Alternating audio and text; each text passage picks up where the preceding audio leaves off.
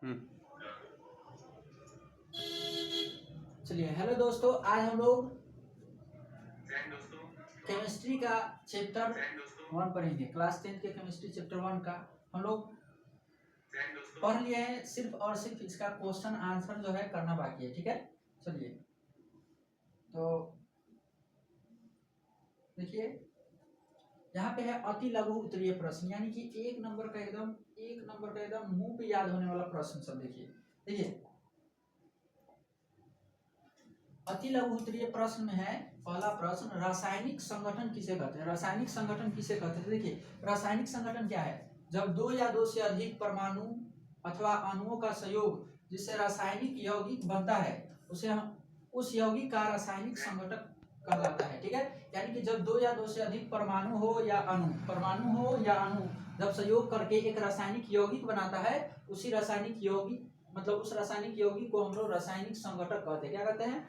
रासायनिक संगठक। ठीक है, दूसरा प्रश्न देखिए, दूसरा प्रश्न है अभिकारक तथा उत्पाद को परिभाषित करना। अभिकारक और उत्पाद के बारे में बताना है। अभिकारक क्या है और उत्पाद क्या है। देखिए, जो पदार्थ रासायनिक अभिक्रिया में भाग लेते हैं उसे हम लोग अभिकारक कहते हैं। क्या कहते हैं? अभिकारक कहते हैं। ठीक है, क्या कहते हैं? अभिकारक। जैसे H2O तो क्या बन जाएगा? H2O।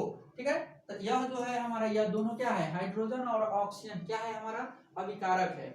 तथा इन अभिक्रियाओं से उत्पन्न होने वाला जो नए पदार्थ होते हैं उसे हम लोग उत्पाद कहते हैं। तो यह क्या हो गया? हमारा उत्पाद हो गया। क्या हो गया? उत्पाद हो गया। ठीक है, और यह हमारा क्या हो गया? अभिकारक। क्या हो गया? अभिकारक हो गया। क्या हो गया?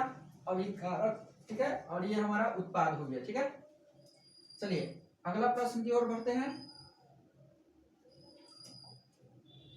तीसरा है, रासायनिक समीकरण में अभिकारक तथा उत्पाद किस प्रकार लिखे जाते हैं। रासायनिक जो प्रक्रिया होता है उसके द्वारा जो अभिकारक और उत्पाद होते हैं वह किस प्रकार लिखे जाते हैं। देखिए, रासायनिक समीकरण में अभिकारक बाईं ओर लिखे जाते हैं। एक से अधिक अभिकारक होने पर इनके मध्य जो है हम लोग प्लस का चिन्ह लगाते हैं। किसका चिन्ह लगाते हैं? प्लस का चिन्ह लगाते हैं। जैसे यहाँ देखिए, यहाँ पे जो आप देख रहे हैं प्लस का चिन्ह लगाते हैं। ठीक है, और यह बाईं ओर लिखा जाता है। यानी कि कहने का मतलब है जो अभिकारक में भाग ले रहा है वह पहले लिखा जाए, यानी कि जो तीर है इसके बाईं ओर लिखा जाता है। बाईं ओर देखिए, इधर अगर इधर है तो बाईं ओर किधर आएगा? इधर आएगा। ठीक है, और एक से अधिक है तो उसमें हम लोग क्या लगाते हैं? प्लस का चिन्ह जो है हम लोग लगाते हैं। ठीक है, उत्पादों को समीकरण के दाईं ओर लिखा जाता है। ठीक है, इसके मिलने से जो हमारा समीकरण बनेगा उसको किधर लिखेंगे? दाईं ओर। किधर लिखेंगे? दाईं ओर लिखा जाता है। तथा इनके मध्य भी जो है प्लस का चिन्ह लगा दिया जाता है। अगर यह एक मतलब उत्पाद अगर एक से अधिक होता है तो उसमें भी हम लोग क्या कर सकते हैं? प्लस का चिन्ह लगा सकते हैं। अभिकारकों तथा उत्पादों के मध्य एक तीर लगाया जाता है। क्या लगाया जाता है? तीर। देखिए, यहाँ पे तीर लगा हुआ है जिसकी दिशा उत्पाद की ओर होती है। दिशा किधर है? उत्पाद की ओर। यह तीर अभिक्रिया की दशा का बोध कराता है। अभिक्रिया की जो दशा है उसका क्या कराता है? बोध कराता है। ठीक है, चलिए अगला प्रश्न देखिए। अगला प्रश्न है, संतुलित रासायनिक समीकरण किसे कहते हैं। संतुलित रासायनिक समीकरण किसे कहते हैं। संतुलित रासायनिक समीकरण किसे कहते हैं। देखिए, एकदम बच्चा वाला ही सब क्वेश्चन। किसी रासायनिक अभिक्रिया में भाग लेने वाले अभिकारक तथा प्राप्त उत्पाद में जो उपस्थित तत्व की परमाणु जो होते हैं अगर उसकी संख्या समान है तो उसे हम संतुलित रासायनिक समीकरण कहते हैं। क्या कहते हैं? संतुलित रासायनिक समीकरण। यानी कि उत्पाद और अभिकारक की जो परमाणु की संख्या है जब वह दोनों आपस में बराबर होते हैं तो उसे हम लोग संतुलित रासायनिक समीकरण कहते हैं। ठीक है, अगला प्रश्न है, विद्युत वियोजन क्या है। जब किसी पदार्थ का विद्युत धारा प्रवाहित, यानी कि जब किसी पदार्थ का विद्युत धारा प्रवाहित करने पर, मतलब विद्युत धारा कोई भी पदार्थ को विद्युत धारा जब प्रवाहित करने पर अपघटन हो जाता है तो यह प्रक्रम जो होता है उसी को हम लोग कहते हैं विद्युत वियोजन। क्या कहते हैं? विद्युत वियोजन। ठीक है, यानी कि जब कोई पदार्थ में जब विद्युत धारा प्रवाहित होती है तो वह अपघटन हो जाता है। क्या हो जाता है? अपघटन। उसी को हम लोग विद्युत वियोजन कहते हैं। ठीक है, अगला प्रश्न है, देखिए अगला प्रश्न है, उपचयन किसे कहते हैं। उपचयन किसे कहते हैं? तो वह अभिक्रिया जिसमें एक रासायनिक स्पीशीज इलेक्ट्रॉनों का ह्रास करती है उसे हम लोग क्या कहते हैं, उपचयन कहते हैं। क्या कहते हैं, उपचयन, जिसमें इलेक्ट्रॉन क्या हो जाना चाहिए, ह्रास हो जाना चाहिए। क्या हो जाना चाहिए, ह्रास। यानी कि वह अभिक्रिया जिसमें एक रासायनिक स्पीशीज जो होता है उसमें इलेक्ट्रॉन ह्रास हो रहा है, यानी कि कम रहा है। जब कम जाता है तो उसको हम लोग उपचयन कहते हैं। क्या कहते हैं, उपचयन। ठीक है, चलिए अगला प्रश्न देखिए, अपचयन क्या है। देखिए, वह प्रक्रिया जिसमें एक रासायनिक स्पीशीज इलेक्ट्रॉन प्राप्त करती है, इलेक्ट्रॉन प्राप्त करती है, उसे हम लोग अपचयन कहते हैं। जब इलेक्ट्रॉन ह्रास करेगी तो उसे उपचयन क्या कहेंगे, उपचयन। और प्राप्त करेगी तो इसको हम लोग कहेंगे अपचयन। क्या कहेंगे, अपचयन कहेंगे। ठीक है, अगला प्रश्न है, उपचायक किसे कहते हैं। उपचायक क्या है, देखिए, अभिक्रिया में वह पदार्थ जो अन्य पदार्थ को उपचयित कर देता है, उपचायक कहलाता है। अभिक्रिया में वह पदार्थ जो पदार्थों को क्या कर दे, जो अन्य पदार्थ को क्या करे, उपचयित कर दे, उपचयित कर दे। क्या कर दे, उपचयित, यानी कि उसमें से इलेक्ट्रॉन को ह्रास कर दे। ठीक है, उसे उस प्रक्रिया को हम लोग कहते हैं, यानी कि उपचायक कहते हैं। क्या कहते हैं, उपचायक। अपचायक क्या होता है, देखिए, अपचायक क्या होता है, वह अभिक्रिया में, मतलब अभिक्रिया में वह पदार्थ जो अन्य पदार्थ को अपचयित करता हो, अपचायक कहलाता है। क्या कहलाता है, अपचायक। यानी कि इसमें जो इलेक्ट्रॉन है प्राप्त करेगा, जब प्राप्त करेगा यानी कि धनात्मक होगा, धनात्मक होगा, ठीक है, तो उसको हम लोग अपचायक कहेंगे।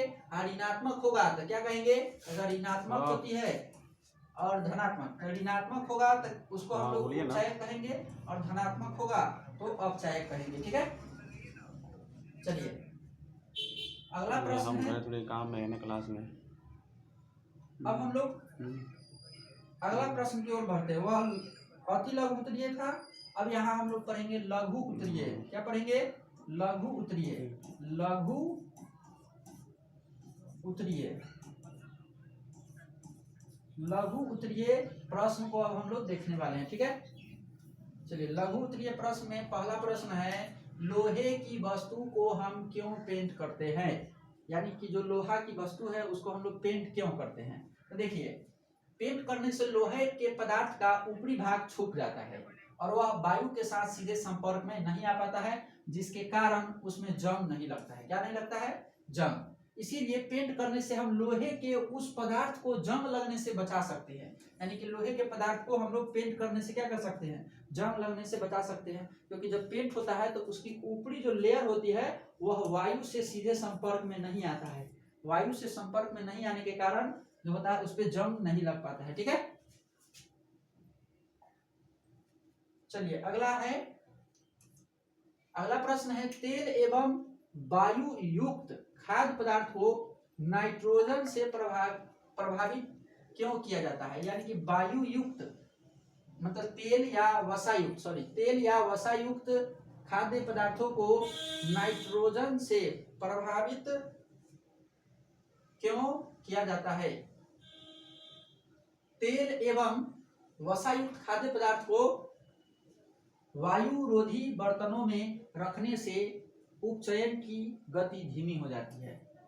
तेल एवं वसायुक्त पदार्थों को नाइट्रोजन से भी इसलिए युक्त किया जाता है ताकि उसमें उपचयन न हो सके, उपचयन न हो सके। आवाज देखिए, तो आवाज जा रहा है, वीडियो चल रहा है नहीं।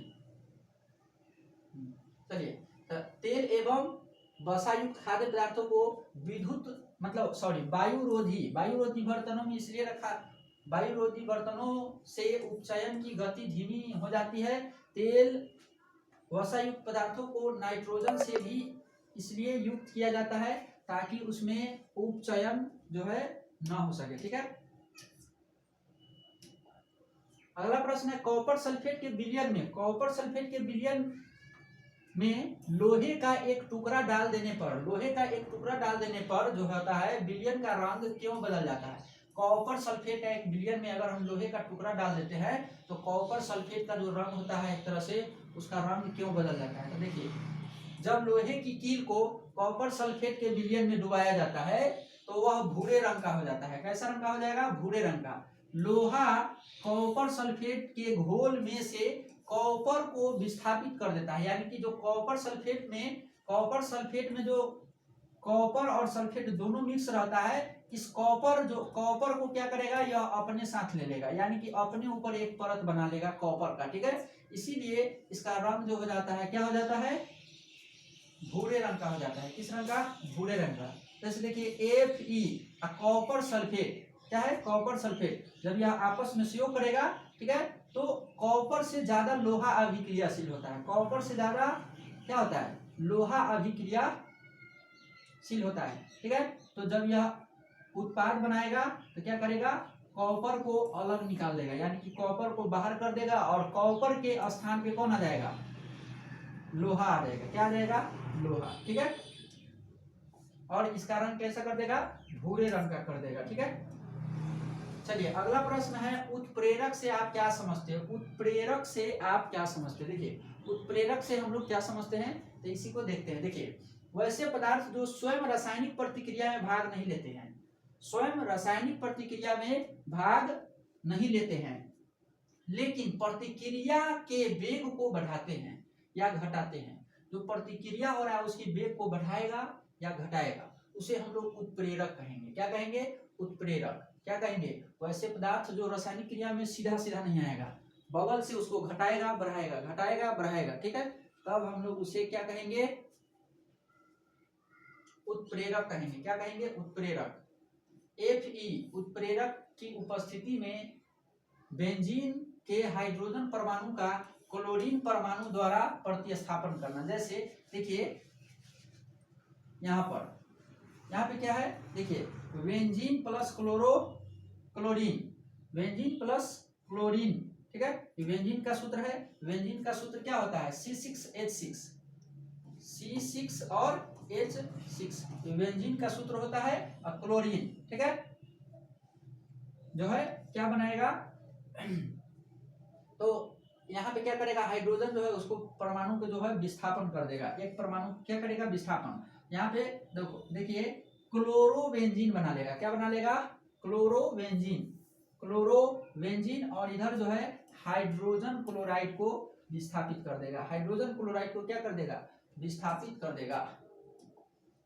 अगला प्रश्न है, वायु में जलाने से पहले मैग्नीशियम रिबन को साफ क्यों किया जाए, यानी कि वायु में मैग्नीशियम के रिबन को जलाने से पहले जो है उसको साफ क्यों किया जाता है, ठीक है। तो देखिए यदि मैग्नीशियम रिबन का नम वायु के संपर्क में रहता है, जब मैग्नीशियम रिबन जो है नम्र वायु के संबंध में रहता है, संपर्क में रहता है, तो उस पर एक सफेद रंग की मैग्नीशियम ऑक्साइड की जो होती है परत जम जाती है। मैग्नीशियम रिबन पे क्या हो जाएगा, अगर वायु नम वायु के संपर्क में रहेगा तो उस रिबन पे एक मैग्नीशियम ऑक्साइड, किसका, मैग्नीशियम ऑक्साइड की एक परत जो होता है उस पर जम जाता है। यह परत जो होता है मैग्नीशियम के जलने में अवरोध पैदा कर देता है, मैग्नीशियम को जलने में क्या कर देगा, अवरोध पैदा कर देगा। इसीलिए जो है हम लोग मैग्नीशियम रिबन के जो ऊपर यह जमा रहता है,